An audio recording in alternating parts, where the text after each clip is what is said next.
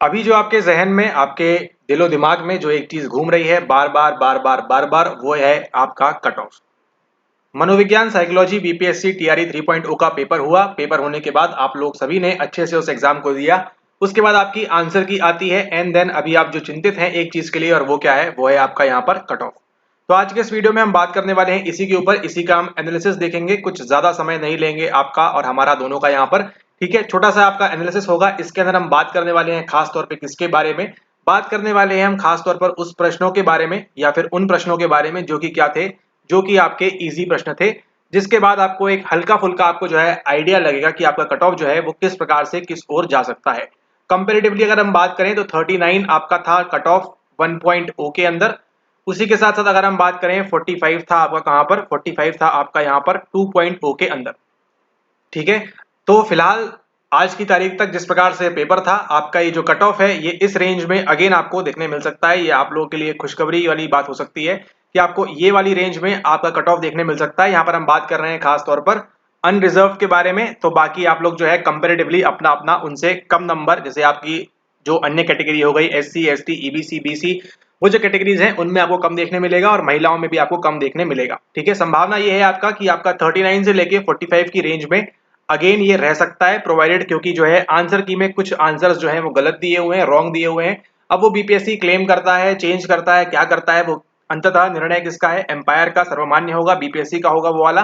ठीक है? लेकिन आप लोग ने अगर मान के चलिए अगर आपका स्कोर 50 प्लस आ रहा है तो आपके बहुत ज्यादा जो है सॉलिड चांसेस हैं आपके कि आपका जो है ना, पूरा लक आपके साथ रहे। तो आपके सॉलिड चांसेस हैं कि आप क्या हो जाएंगे? आप 3.0 में शिक्षक के तौर पे आप चयनित हो जाएंगे।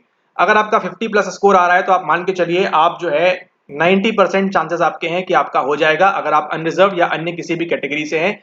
50 प्लस ऊपर अगर आप यहाँ पर स्कोर कर रहे हैं तो ठीक है। बात करें हम खास तौर पे साइकोलॉजी के बारे में तो आप देखेंगे यहाँ पर कि साइकोलॉजी का आपका जो पेपर था वो कंपैरेटिवली 3.0 वाला जो पेपर था वो आपका टफ साइड में था। ठीक है?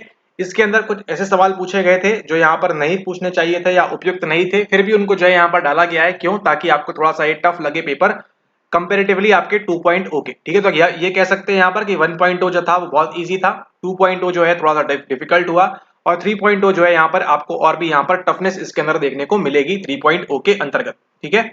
तो फिलहाल हम यहाँ देखते हैं, अगर हम बात करें साइकोलॉजी के अंदर कितने प्रश्न थे आपके, टोटल आपके थे 80 क्वेश्चंस। ठीक है? टोटल आपके 80 क्वेश्चंस थे।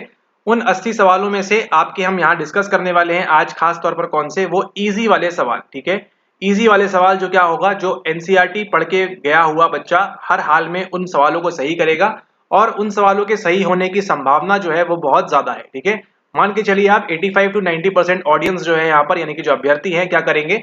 वो इसको प्रॉपरली यहाँ पर सही सही मार्क करेंगे, उसके अंदर गलत मार्क करने की संभावना काफी कम होगी। हम देखने वाले हैं यहाँ पर उन प्रश्नों को। ठीक है? तो प्रथम दृष्टया यहाँ पर जो निकल के आए हैं सवाल वो कितने हैं? वो है आपके 35 प्लस। ठीक है? यानी कि 80 में से 35 सवाल जो थे आपके वो कौन से वाले हैं? वो है आपके यहाँ पर सुपर इजी वाले। ठीक है? ये जो आपके सवाल हैं बहुत ही सुपर इजी हैं यहाँ पर। ठीक है? 35 से 30 के बीच ये रेंज करेगा, डिपेंड करता है ये हर किसी के लिए अलग अलग। ठीक है? लेकिन आप मान के चलिए 30 सवाल तो आपके जो थे वो कौन से थे? बहुत ही इजी वाले अभी आप देखेंगे, यहाँ पर डिस्कस करते हैं। अगर आपको लगता है कि नहीं ये इजी नहीं है ना, तो आप नीचे यहाँ पर कमेंट भी कर सकते हैं अगर आपको लगता है कि ये सवाल आपके आसान नहीं थे। ठीक है? तो देखिए 80 में से 30 तो आपके आने चाहिए साइकोलॉजी में, है ना, लॉजिकली इस बात से कि 30 सवाल तो देखिए आपको जो है मतलब फ्री के सवाल आपको पूछे गए हैं और उसके आंसर आपको बनने चाहिए। ठीक है?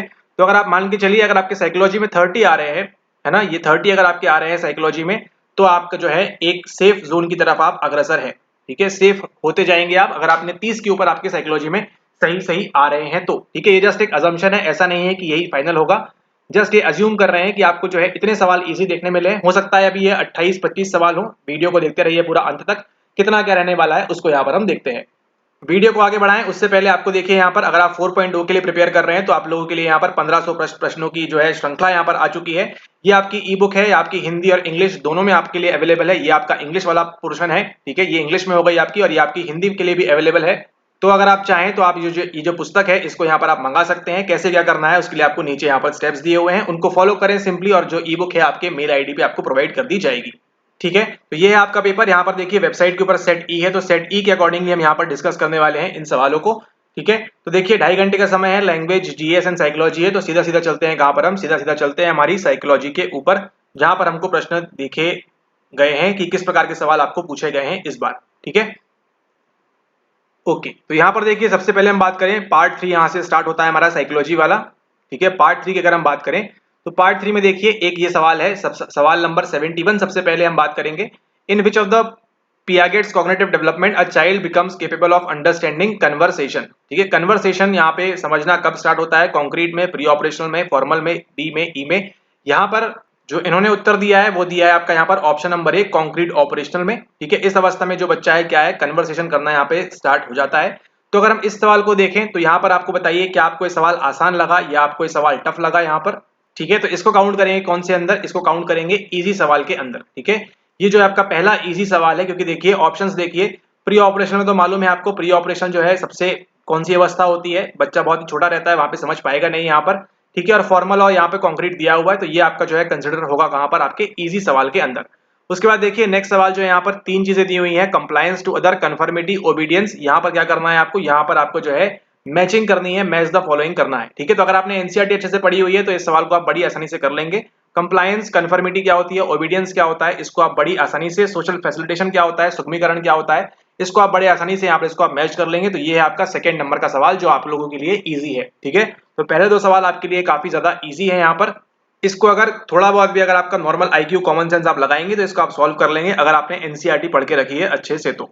उसके बाद देखिए अगला सवाल हम बात करें जो कि आपसे यहाँ पूछ रहा है, a research hypothesis is called, इसके बारे में। तो स्टैटिस्टिकल होता है, क्या होता है, क्या होता है, किसी को कुछ नहीं पता, ये आएगा आपके टफ सवाल के अंदर। ठीक है, इसको हम काउंट नहीं करेंगे, ये आपका डिफिकल्ट सवाल है। ठीक है, अगला देखिए what is the fundamental principle of counselling, क्या करता है इसके अंदर, ये भी जो है आपका ये क्या है, ये भी आपका डिफिकल्ट सवाल है, जरूरी नहीं है हर किसी ने इसको सही किया हो। ठीक है, ये भी आपका डिफिकल्ट सवाल है। अभी तक केवल 2 इजी सवाल आपको देखने मिले हैं, एक कॉन्क्रीट वाला और यहाँ पर 72 नंबर का। अब यहाँ पर देखिए उसके बाद अगला आता है विच of the following is an effective component of attitude. ये भी आपका जो है टफ सवाल है, इसको सॉल्व करने के लिए आपको जो है ज्यादा दिमाग लगाना पड़ेगा यहाँ पर। ठीक है, ये भी कैसा है, ये भी आपका टफ सवाल है। कम एटीट्यूड के 3 कंपोनेंट होते हैं, एबीसी में से आपका इफेक्टिव वाला पूछा हुआ है, क्या हो सकता है। यहाँ पर देखिए ये सवाल जो है मॉडरेट है। ठीक है, ये सवाल कैसा है, ये सवाल आपका मॉडरेट है, थोड़ा बहुत अगर आप दिमाग लगा पाएंगे, लॉजिक लगा पाएंगे तो इसको आप यहाँ पर सॉल्व कर पाएंगे।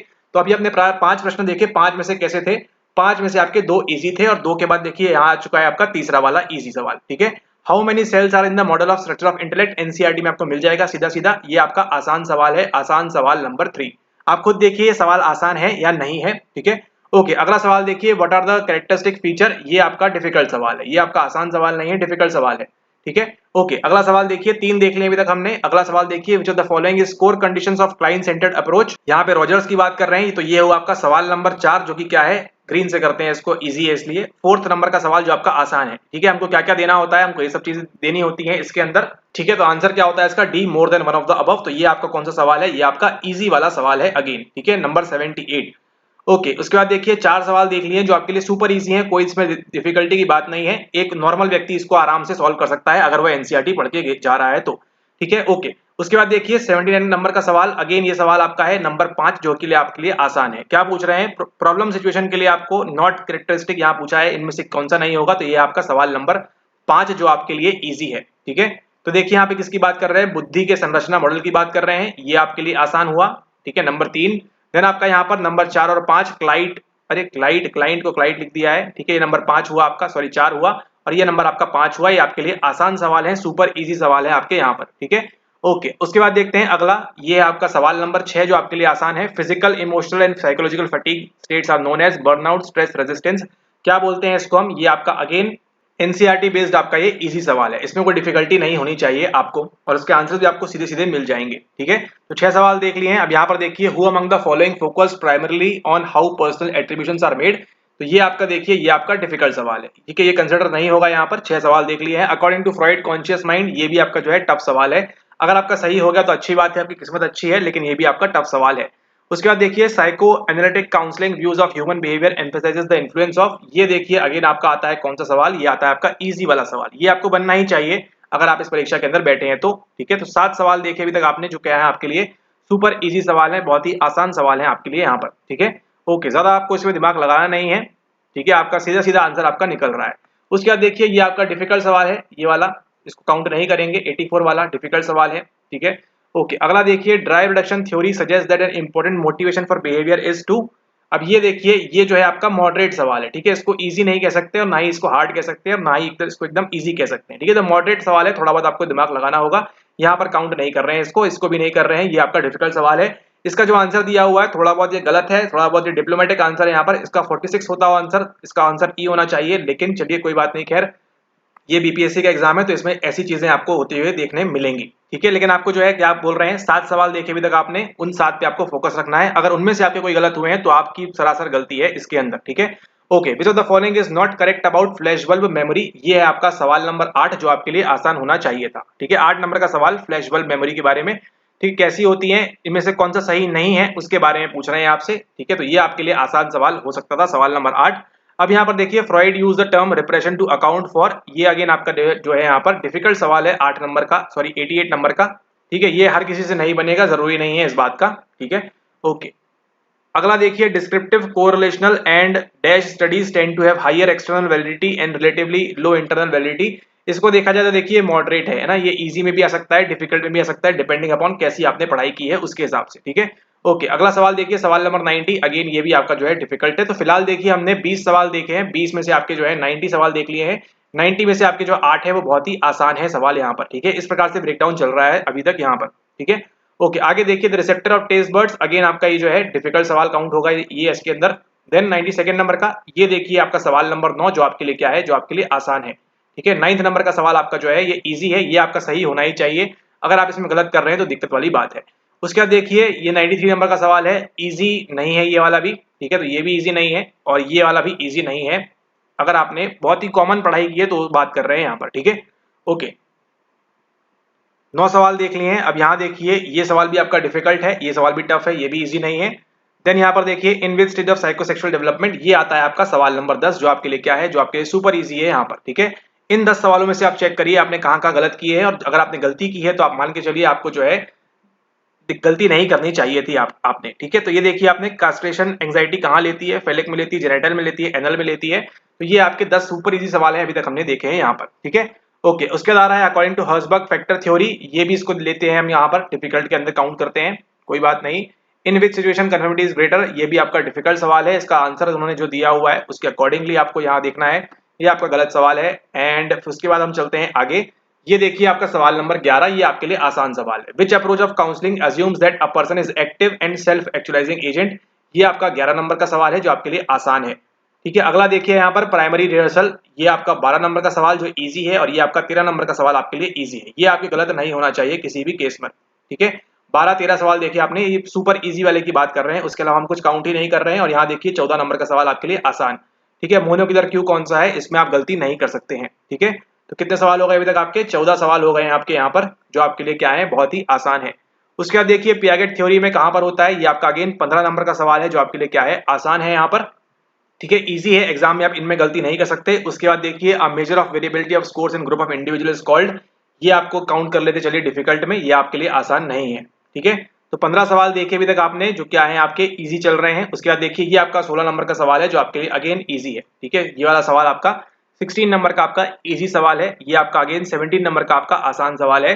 When no language is used in an intelligence test, then it is known as, क्या बोलते हैं, परफॉर्मेंस, क्रिएटिविटी, इमेजिनेशन, कौन सा बोलेंगे, ठीक है। तो वो आपको देखना है। 17 सवाल अभी तक आपने देख लिए हैं जो आपके आसान है, अगर आपके इनमें से कुछ भी गलत है तो आपको दिक्कत हो सकती है, लेकिन आपने बाकी के तुक्के यार उसमें सही हुआ होगा, ऐसी कोई बात भी नहीं है, ठीक है। लेकिन हम यहाँ जस्ट एज्यूम कर रहे हैं आपके कट ऑफ के लिए कितना आपके पास होना चाहिए। अब देखिए 18 नंबर का सवाल आसान, ब्रॉडबैंड, कॉलिंचेरी, एंट्रीसमैन, क्या होगा सही आंसर, ठीक है। ये आपके लिए इजी सवाल है अगेन। उसके बाद ये देखिए अगेन आपके लिए आसान सवाल है, 19 नंबर का सवाल, मैकडूगल कौन है, कैनन कौन है, हल कौन है, टिम्बरगन क्या बात करते हैं, ये आपको मालूम होना चाहिए, ठीक है।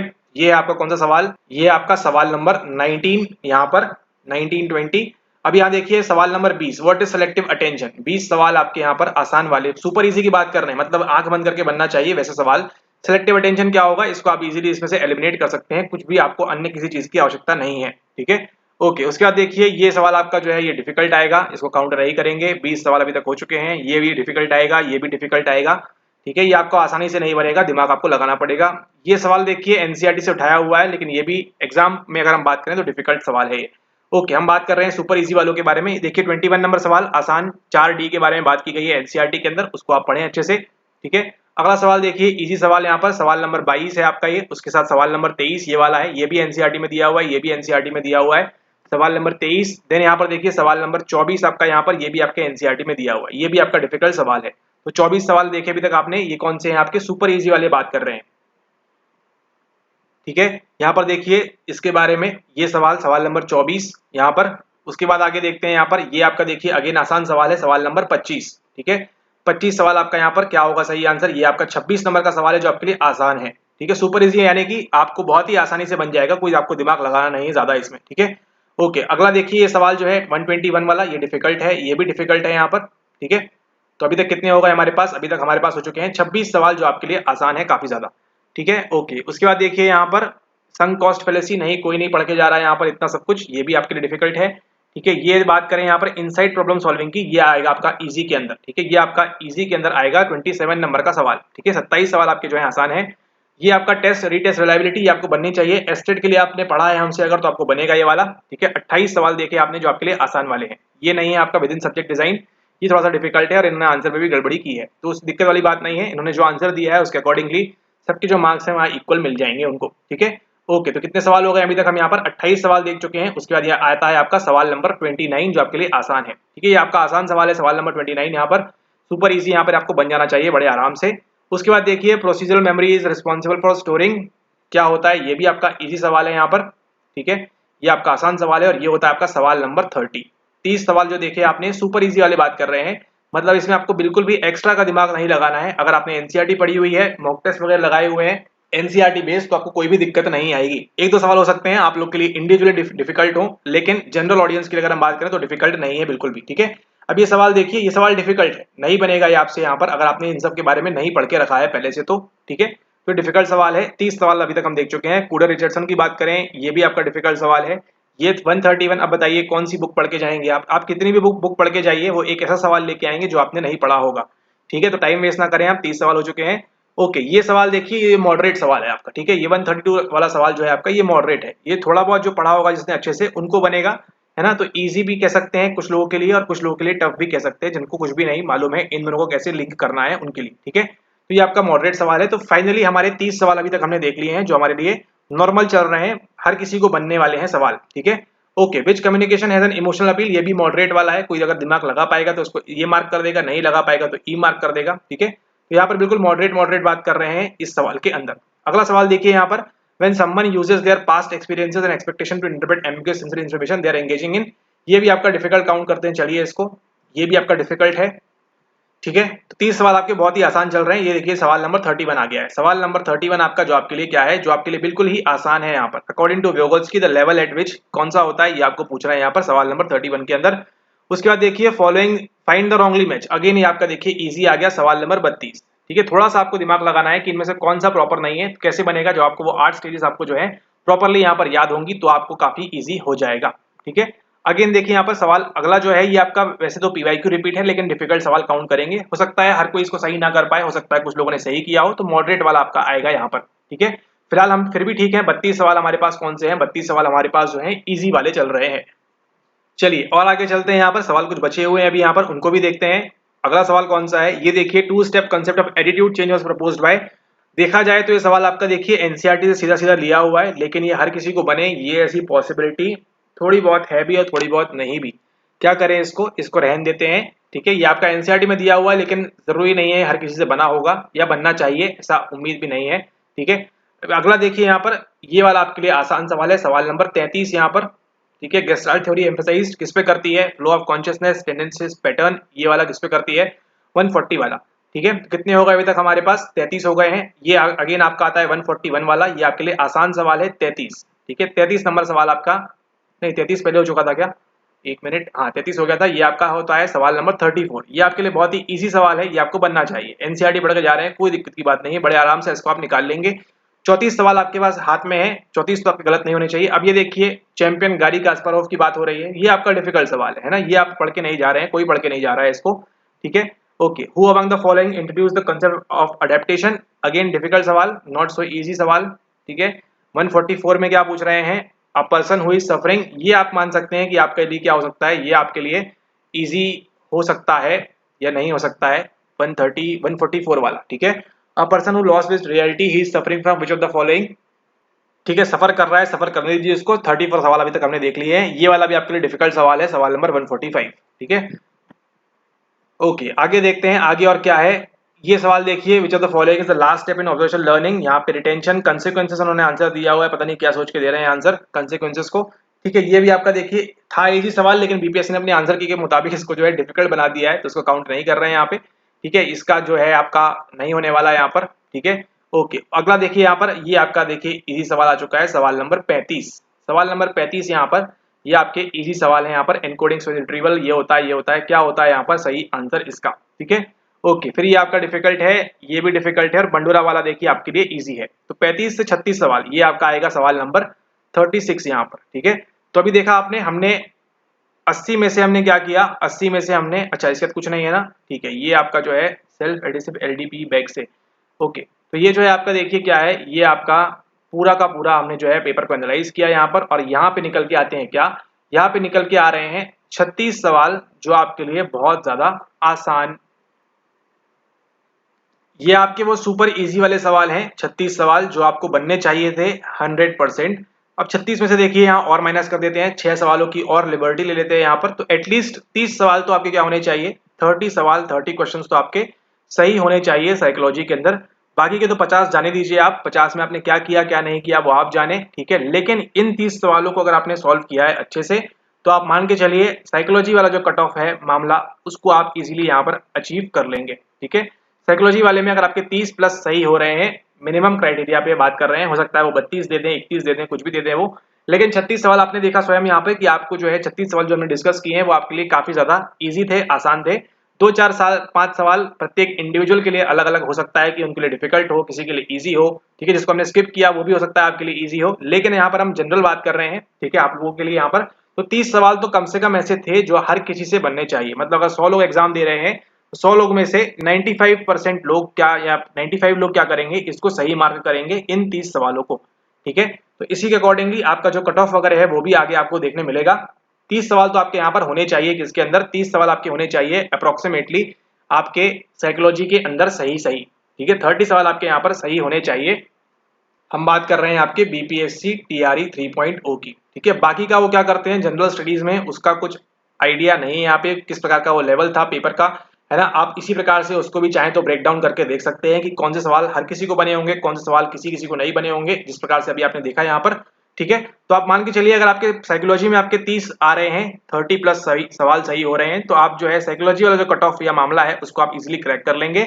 और कट ऑफ जो है आपका देखिए बताया हुआ है टीआरई 3.0 के अंदर 39 से 45 के रेंज के बीच में रहने की संभावना है, क्योंकि बीपीएससी ने काफी ज्यादा यहाँ पर जो है गलत आंसर भी पुट किए हुए हैं। तो इससे क्या होगा, जो सही सही पढ़ के गया है उसके नंबर भी कम होंगे, और जो नहीं पढ़ के गया था उसके तो कम है ही है। ठीक है, तो यहाँ पर आपको ज्यादा बच्चे देखने नहीं मिलेंगे, ज्यादा नंबर ऊपर 55 60 से 65 ऐसे आपको स्कोर देखने मिलेगा। हो सकता है किसी किसी का 80 90 भी गया हो साइकोलॉजी के अंदर। तो जो 80 90 वाले हैं उनको तो टेंशन वाली बात ही नहीं है, आपने अच्छा किया ही होगा। लेकिन जो 55 50 वाले हैं उनके लिए भी देखिए यहाँ पर सेफ साइड निकल के आ रही है कि आप जो है इस प्रकार से कट ऑफ को जो है आप यहाँ पर पार कर लेंगे। ठीक है, तो पहला जो बेंचमार्क है आपका 39 वाला, दूसरा वाला कौन सा है आपका, दूसरा वाला है आपका यहाँ पर 45 वाला। ठीक है, ये आपका 2.0 का कट ऑफ है, ये आपका 1.0 का कट ऑफ है, और इसके अकॉर्डिंगली आप देखिए आपका जो कट ऑफ है आपको यहाँ पर बीच में कहीं देखने मिल सकता है, या अगर ऊपर गया तो मैक्सिमम आपको जो है 50 के आसपास आपको यहाँ पर देखने मिलेगा।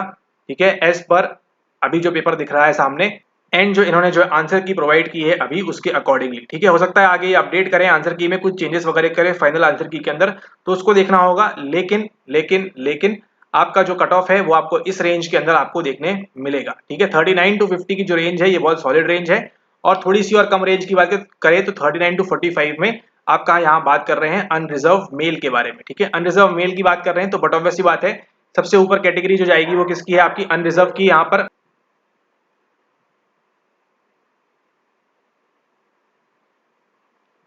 तो सबसे ऊपर जो कैटेगरी जाएगी आपकी वो अनरिजर्व की जाएगी। उसके बाद जो है 2 नंबर 4 नंबर इस प्रकार से ड्रॉप होते हुए आपकी अलग अलग कैटेगरी वाइज आपकी यहाँ पर जो है आपके जो नंबर है यहाँ पर कम होते जाए। ठीक है, तो मान के चलिए अगर आपका यहाँ पर 45 स्कोर आ रहा है तो आप यहाँ मान के चलिए 44 43 42 आपको इस प्रकार से देखने मिलेगा, और अगर यहाँ पर 50 देखने मिल रहा है तो यहाँ पर आपको 48 47 46 इस प्रकार से आपको यहाँ पर देखने मिल सकता है। लेकिन साइकोलॉजी के अंदर आपके 30 के ऊपर अगर आपके सही हैं तो आप जो है काफी ज्यादा आप जो है आपका ये सेफ स्कोर हो जाएगा। ठीक है, ऐसा नहीं है, हो सकता है 25 के ऊपर भी दे दें यहाँ पर आपको इस बार, लेकिन हम यहाँ बात कर रहे हैं सेफ स्कोर की, क्योंकि आपने भी देखे सवाल जो थे आपके 30 सवाल तो ऐसे थे जो आपको हर हालत में वहां पर बनने चाहिए थे, क्योंकि आपने जो है 1.0 भी दिया होगा मोस्ट प्रोबेबली, या फिर 2.0 तो आपने दिया ही होगा गारंटीड यहाँ पर। ठीक है, तो 2.0 आपने दिया था, उसके बाद अगर आपको 30 सवाल ये नहीं बन रहे हैं तो फिर आपको यहाँ पर सोचना चाहिए अपने बारे में। ठीक है, कि आपके ये जो 30 सवाल थे आसान वाले, ये आपका हर किसी हालत में आपके यहाँ पर सही सही निकलने चाहिए, सही सही आपके होने चाहिए। ठीक है, तो आपका जो कट ऑफ है उसको देखते हुए यहाँ पर 45 to 50, और यहाँ पे क्या जाएगी आपकी, यहाँ पे जाएगी आपकी 39। ठीक है, संभावना ये है कि आपको यहाँ देखने मिल सकता है या फिर ये वाले ब्रैकेट में आपको देखने मिलेगा। 39 to 50 की रेंज में बहुत हाई पॉसिबिलिटी है कि आपका जो है कट ऑफ यहाँ पर रहेगा। ठीक है, अब ये और ड्रॉप हो जाए तो वो अच्छी बात है, लेकिन आप 39 to 50 मान के चलिए, आपको इसी रेंज के अंदर आपको यहाँ पर देखने मिलेगा कट ऑफ। और ये ध्यान रखिए, ये कोई भविष्यवाणी नहीं है, ये केवल एक प्रेडिक्शन है कि इस हिसाब से आपका यहाँ पर आना चाहिए, इस प्रकार से आपका यहाँ पर स्कोर रहना चाहिए। ठीक है, तो 39 to 50 के अंदर अगर आप फॉल कर रहे हैं तो आप मान के चलिए आपका इस बार हो जाएगा। ठीक है, आपका इस बार हो जाएगा, आप किसी भी कैटेगरी से बिलोंग करते हो आपका हो जाएगा, अगर आप इस ब्रैकेट के अंदर फॉल कर रहे हैं तो, है ना। इसके ऊपर वाले तो हैं तो वो तो इजीली है, आपका इजीली बड़े आराम से हो जाएगा, कोई दिक्कत वाली बात नहीं है। लेकिन अगर आप 39 to 50 के ब्रैकेट में अगर आप फॉल कर रहे हैं तो बस थोड़ा सा पॉजिटिव रहिए और ये मनाइए कि ऊपर वाला आपका साथ दे और आप जो है इसको बड़े आसानी से इस बार जो है 3.2 को आप यहाँ पर क्लियर कर लेंगे। ठीक है, हो सकता है आपको 45 से 50 के बीच भी आपको कट ऑफ देखने मिले, अगर कुछ चेंजेस वगैरह होते हैं तो। जीएस का अगर आपका इजी पोर्शन था, इजी गया होगा। ठीक है, तो मान के चलिए अगर यहाँ पर देख रहे हैं 30 सवाल आपके आसान वाले थे, हो सकता है जीएस में आपके 20 निकल जाए तो 30 + 20 आप समझ रहे हैं 50, इस प्रकार से तो 50 चली जाएगी किसकी, आपकी अनरिजर्व की कैटेगरी की यहाँ पर cut off, and then female में डाउन होते होते इस प्रकार से यहाँ पर वो निकालेंगे। ठीक है, तो ये देखना दिलचस्प होगा आगे कि वो क्या करते हैं क्या नहीं करते हैं, लेकिन आपको एक अंदाजा लग गया होगा यहाँ पर, एक अंदेशा आपको हो गया होगा यहाँ पर कि आपका कट ऑफ किस प्रकार से स्विंग करेगा। ठीक है, उम्मीद करिए, आशा करिए, इसकी रिक्वेस्ट करिए कि आपका जो है कट ऑफ जो है नीचे तरफ रहे आपके। ठीक है, 42 आ जाए, 41 आ जाए, इस प्रकार से आप इसको, है ना, देखें कि आपका जो है कट ऑफ लो रह जाए, ताकि आप जितने भी लोग हैं सभी का यहाँ पर बड़े आसानी से यहाँ पर हो जाएगा। ठीक है, अगर 4.0 वाला कोई विद्यार्थी यहाँ पर देख रहा है तो आपको ध्यान रखना है 4.0 में आप जब प्रिपेयर कर रहे हैं तो आपने क्या करना है, एनसीईआरटी बेस्ड करना है अगेन अच्छे से, और उसी के साथ साथ आपको एक और चीज का ध्यान रखना है, वो क्या है, 30 सवाल आपके अगेन एनसीईआरटी से आपके सही होने चाहिए, ताकि आपको जो है कट ऑफ की आपको चिंता ना रहे। ठीक है, एनसीईआरटी से आपको देखिए 30+ सवाल अभी यहाँ पर हो रहे हैं और ये आगे बढ़ता जाएगा, 40 सवाल आपको देखने मिलेंगे, तो आपके 40+ सवाल सही होने चाहिए कहाँ पर, 4.0 के अंदर। ठीक है, तो 40 सवाल आपके आएंगे कौन से, सुपर इजी वाले, और कुछ सवाल जो डिफिकल्ट आएंगे उनके लिए आप परेशान नहीं होना है, एनसीईआरटी पे स्टिक रहना है। और अगर आपके पास हमारी ई बुक है, वो अगर वो बुक है तो आपको क्या करना है, उससे आपको प्रैक्टिस करनी है बहुत ज्यादा, वो भी आपको जो है एक एक्सपोजर देगी आपके एग्जाम के पूर्व, और आपको देखेंगे कि उस किताब से भी, उस पुस्तक से भी आपको जो है सवाल देखने को मिलेगा आपको यहाँ पर इसके अंदर आपके 4.0 परीक्षा के अंदर। ठीक है, ओके, तो इसी के साथ इस वीडियो को समाप्त करते हैं। जल्दी हम जो है इसका टॉपिक वाइज या यूनिट वाइज हम बात करें यहाँ पर, तो आपको जो पेपर है सॉल्व करेंगे इसका पूरा हम। ठीक है, पूरे आपके 71 से आपके पूरे 150 सवाल तक। ठीक है, ये पूरे 80 सवाल जो है इनको सॉल्व करेंगे, देखते देखते इनका आंसर क्या है क्या नहीं है, क्यों इन्होंने इस प्रकार से दिया हुआ है, और उसी के साथ हम वेट करते हैं यहाँ पर उसकी फाइनल आंसर की का, ताकि आपको जो है कट ऑफ के बारे में और अच्छे से, अब तो खैर लग रहा है कि यहाँ पर सीधे सीधे रिजल्ट दे देंगे। तो आप ये मनाइए कि अगर आप 39 to 50 के बीच में हैं तो आप यहाँ पर सेफ जोन में आप हैं यहाँ पर, अगर आपका ये रेंज में के अंदर फॉल कर रहा है तो। ठीक है, 50+ वाले जो है आप मान के चलिए आपका हो जाएगा, है ना, खुदा ना खास्ता कुछ अगर बहुत ड्रास्टिक चेंजेस हो गए तो अलग बात है, लेकिन आपका जो है इजीली आपका हो जाएगा अगर आप 50+ स्कोर कर रहे हैं इस पेपर के अंदर तो। ठीक है, ऑल राइट, तो यहाँ पर इस वीडियो को समाप्त करते हैं। नेक्स्ट वीडियो में आपसे फिर मुलाकात होगी, हम बात करेंगे और किसी विषय के बारे में। तब तक के लिए धन्यवाद। और अगर आप ये देख रहे हैं 4.0 के लिए, तो अगर आप ज्वाइन करना चाहते हैं हमारा बीपीएससी का फुल फ्लेज्ड कोर्स, तो आप उसको भी ज्वाइन कर सकते हैं, जहां पर आपको मिलती है रिकॉर्डेड वीडियोस, है ना, मॉक टेस्ट आपके 30 मॉक टेस्ट, और यहाँ पे जो मॉक टेस्ट थे कुछ समय के लिए पॉज है अभी यहाँ पर, लेकिन जैसे ही आपके एग्जाम की डेट एंड वो सब स्टार्ट होगा तो आपको मॉक टेस्ट यहाँ पे आपकी रिज्यूम हो जाएंगे उसके आगे। ठीक है, ओके, इसी के साथ अगर आप वो चाहते हैं कि आपकी ई बुक आपके पास मिल जाए, तो ई बुक के लिए आपको नीचे स्टेप्स दिए गए हैं, उनको आप फॉलो करें, है ना, कुछ नहीं करना है आपको, नीचे जो स्टेप्स दिए गए हैं डिस्क्रिप्शन में उसको आपने फॉलो करना है। ई बुक आपको विद इन 24 आवर्स आपके पेमेंट के आपको वहां पर प्राप्त हो जाएगी। ठीक है, एक काम करना है आपको, मेंशन करना है कि हिंदी है या इंग्लिश है, जो भी होगी आप उसको वहां पर इजीली आराम से मेंशन कर दें। ठीक है, ऑल राइट, मुलाकात होगी आपसे नेक्स्ट वीडियो में। हम प्रिपेयर कर रहे हैं बीपीएससी 4.0 के लिए, 5.0 के लिए, और उसी के साथ साथ हम यहाँ प्रिपेयर करा रहे हैं आपको एस्टेट के लिए भी। ठीक है, अब यहाँ पर देखिए एस्टेट के लिए आपको खास तौर पे ऐसा कुछ अलग से करने की आवश्यकता नहीं है। अगर आप जितने भी फ्री वीडियोस हैं हमारे यूजीसी नेट वाले, और जितने भी फ्री वीडियोस आ रहे हैं उसको अगर आप देख लेते हैं, एनसीईआरटी पढ़ लेते हैं, तो आपका एस्टेट में बड़ी आसानी से हो जाएगा। केवल 75 मार्क्स लाने होते हैं, वहां पर 75 मार्क्स लाने होते हैं। उसके अलावा आपको किसी भी अन्य चीज करने की आवश्यकता नहीं है। एनसीईआरटी लगाइए प्लस पीवाईक्यू लगाइए और खेला खत्म। फिर जल्दी से जल्दी आइए और पीजीटी के अंदर अपनी जो है सरकारी नौकरी उसको यहाँ पर पक्का करें। कैसे? एनसीईआरटी पढ़ के, पीवाईक्यू लगा के और ई बुक के सवालों को सॉल्व करके।